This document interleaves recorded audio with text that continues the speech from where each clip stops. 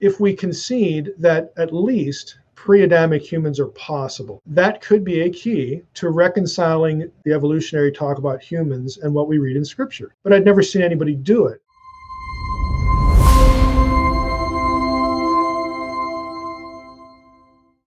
So let's talk about a little bit of science. One of the things that you said a couple times is one of the things that surprised you as you read it in my book was just how scientists think about the meaning of human. What was surprising about it to you, and how have you been thinking about that? I just, because of the, again, in my amateurish diet of of the discussion of humans and human evolution, I just thought that they landed somewhere.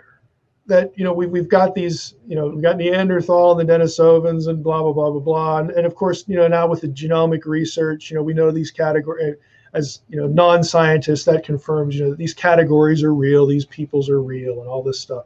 So I just figured, well, they've sort of mapped out this progression, and there's some sort of chronological line here where now we're talking about humans, like us. Like I thought that was just settled. Like they landed somewhere. I mean, good grief, how long have you been thinking about this? You ought to land somewhere. And then to read in your book that, no, not really. Like I couldn't believe this was a debate. It really was very surprising. To read why there isn't consensus is very helpful, because then you learn, okay, I never knew they had to think about that. I never knew that was a question. I never knew there were two ways to parse this, So once you go through, I think that's very useful in your book to see why this is the case. You can kind of understand, okay, I can see why there'd be a lack of certainty, on this or that part of the conversation. If we concede that at least pre-Adamic humans are possible, I mean, Scripture doesn't affirm that, but it leaves this door open, that could be a key to reconciling this, the genetic talk, the evolutionary talk about humans and what we read in Scripture. But I'd never seen anybody do it. And I'm sure not going to do it because I don't have the science background. But it was sort of this lingering suspicion that this might be important. It'd sure be nice if somebody actually did something with that.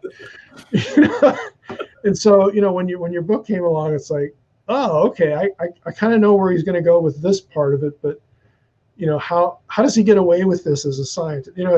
That's the part that was intriguing.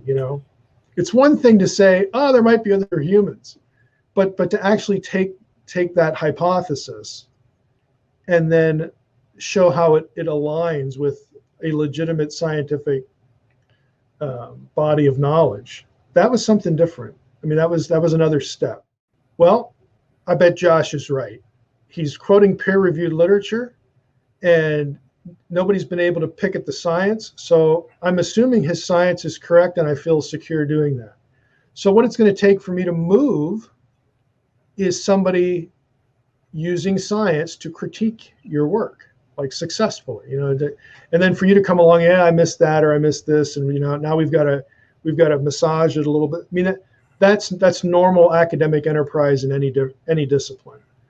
So I'm content to just leave that content with you and know that biblically on the other side, it's like, yep, if it turns out that, like what Josh is saying here about the genetics, that everybody's going to agree, I mean, there's no departure from this, then I need to presume that is natural world truth that resulted, from God's plan, again, however that's conceived, because there's different ways you can do that too.